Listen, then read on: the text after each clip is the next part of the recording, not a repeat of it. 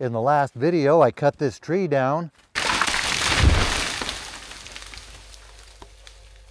Now I have this big tree blocking my road. Today we'll be moving this heavy tree out of the road, but this technique could be used for moving all kinds of heavy things when you don't have heavy equipment. Today we're going to move this with just a vehicle. I could just use the tractor, lift it up, move it out of the way, but the tractor is still way over there, and a lot of people don't have a tractor.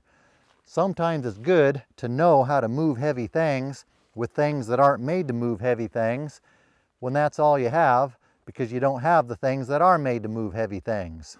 Before we get into that, we might as well watch this thing fall down and go boom again, just because.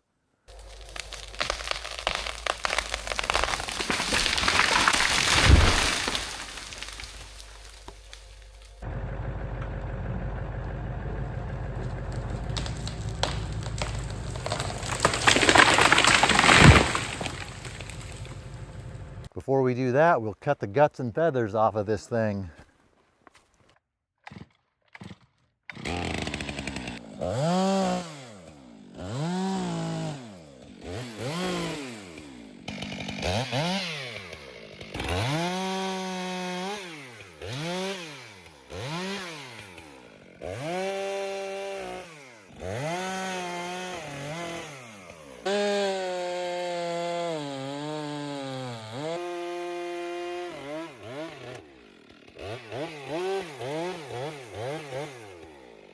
Now we're going to need some kind of a strong, stringy device to pull with, like this cable. Whoever it was who was responsible for inventing strong, stringy things like rope, cable, string, good job. That really worked out well for future generations. We appreciate it. We're not going to just hook onto this and pull directly. This whole log is too heavy for that. We're going to need some more devices.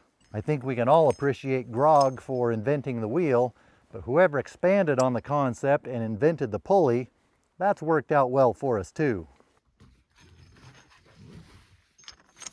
Let's put a roll on this, so when we start pulling on it, it will try to roll the log over, thus the term, put a roll on it. That way any limbs underneath that might be digging into the ground will roll over to where they're no longer digging into the ground.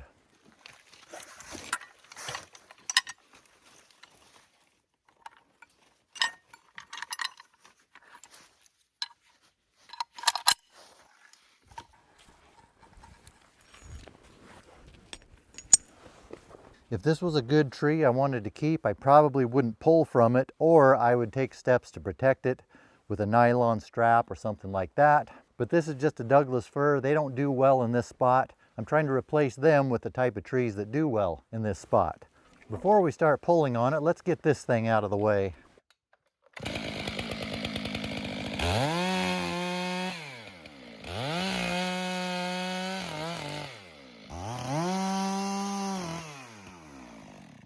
What we're doing here is doubling the pull. By having this block set up here, we are pulling twice as hard, minus a little bit for friction, and since the angle is a little bit off between the strands, instead of having one vehicle pull on it, it's like we're having two vehicles pull on it at the same time.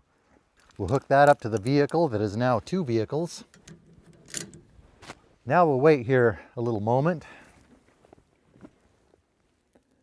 Wait for all the guys in the comments to finish typing to us all the reasons why they think you should never hook a line up to a trailer hitch ball. Now that they've already finished typing it and submitted it to the comments, why? Just to be obnoxious, for my own entertainment.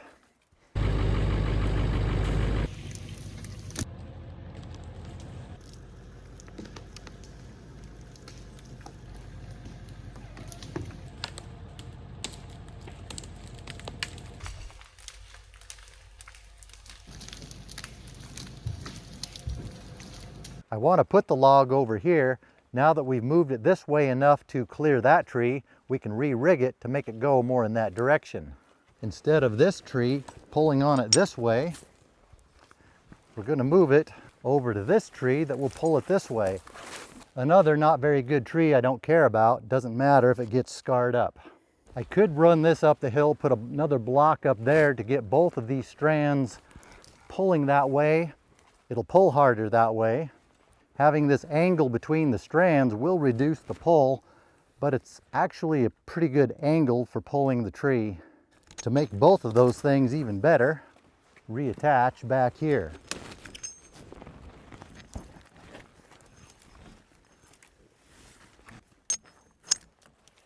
I'm leaving the bell on this side of the log in the direction we're pulling, so it will be less likely to roll the log and get these stobs back on the ground. After cleaning some of the dirt off, even better, we'll just cut them off. That would have probably been more visually visual if the camera would have remembered to turn on when I cut those off. But I do have a good excuse for the camera forgetting to do that. It probably wouldn't make sense to anyone else, but it does to me, so we'll just leave it at that. Moving the choker from up here to back there helps reduce this angle, which increases the pull. It also helps increase it doesn't really increase, it just changes the angle, the angle that the tree is getting pulled from more this way to more that way. So it's bringing the tree more this way instead of this way, which may be hard to visualize on camera. You just have to pay attention to which direction each line is going to be pulling from. Actually, it'll be pulling from more this way. If you look in between the lines, that's kind of the direction it's going to be pulling. If I left it up here, it would be pulling more this way. Since it's over there, it's pulling more from that way. Geometry. Maybe it is useful after all. That probably didn't make a shred of sense the way I tried to explain that. Just watch what happens and maybe you'll be able to see what I was trying to say. I think the log can explain what I was trying to explain better than I can. I somehow ended up on the struggle bus for a minute or two while I was trying to explain that.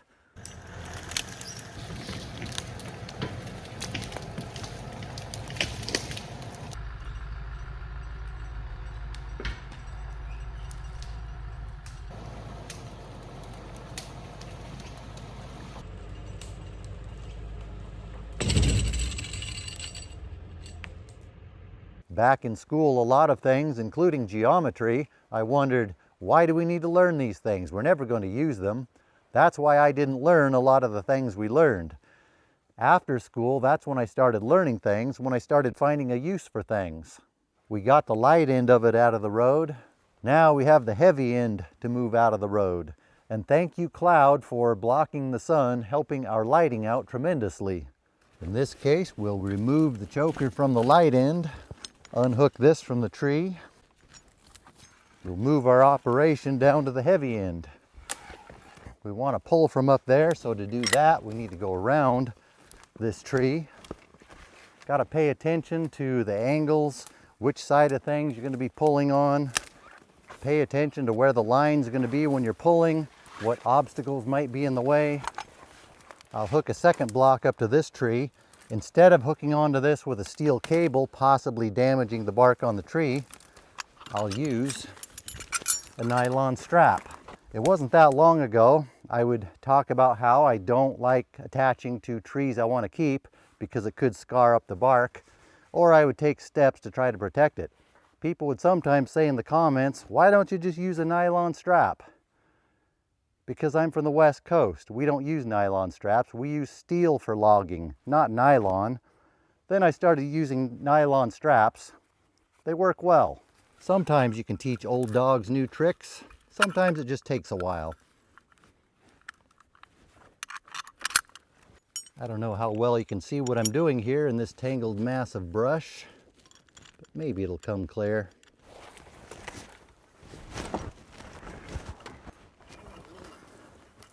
The rigging can pull twice as hard that way, but that means I have to pull twice as hard to get it to come this way. To get the right balance, I would like to hook it right around here, but where I want to hook it is sitting on the ground.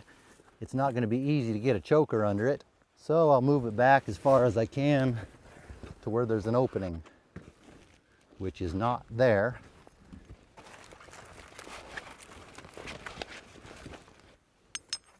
I don't need it to roll, so I'll put the bell on the side facing the direction of pull. So why don't I just cut this log into smaller pieces to make it easier to move? Because I'm doing a video about how to move heavy objects. If I cut it into smaller pieces, then I would have to do a video about how to move not quite so heavy objects. It wouldn't be the same. And I haven't yet decided what I'm going to do with this log. I don't know what lengths I want yet. Since I hooked it back farther than I prefer, when I pull, the front end might swing around back in the road, which I can deal with, I think, easier than I could have got that choker under where I wanted it. Speaking of the top end swinging around, the end of the cable is right here, which is close to the top end. Something to pay attention to when you start pulling. Where is your tow vehicle going to be? Is it going to be somewhere vulnerable where that could hit it when it swings around? In this case, we'll be out of the way. If instead the cable would have came out here, that means we would have to back up here, hook on. When we start pulling, this log could come out and hit the vehicle. In that case, if it was here, I would put some chains and chokers together to get my vehicle out of reach of the top. Unless I don't care about my vehicle, then I guess it doesn't matter. We have to pay attention to things because things happen even when we're not paying attention to them.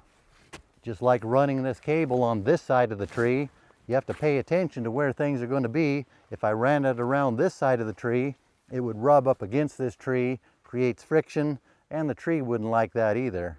Whatever we're doing, our brains are probably going to be busy thinking about something. We might as well put that thought into what we're doing.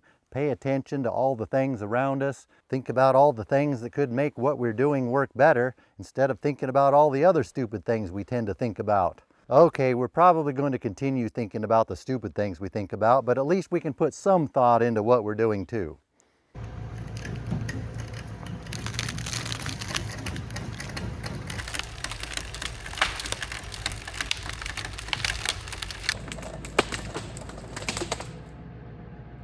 I think it is now out of the road.